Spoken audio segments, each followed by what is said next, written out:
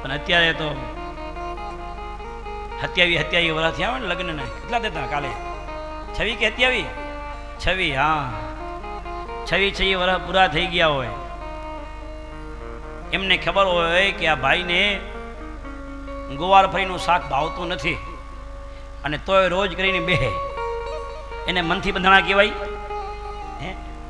એટલે ખબર પડી જવી જોઈએ કે મારા પતિને શું ગમે છે, શું નથી ગમતું. મારા પતિને જે ગમે એ જ મારે કરવું જોઈએ. મારા પતિને જે વાલું લાગે, પ્રિય લાગે એ જ મારે કરવું જોઈએ. એનું નામ શેરાશેરી બાંધવી.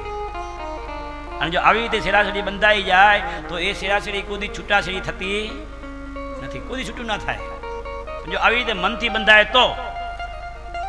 અને મનથી ના બંધાય એટલે શું કે મારા 2 વર્ષ કે છૂટાછેડા કરી નાખ્યા. કેમ? તો કે મનથી બંધાણા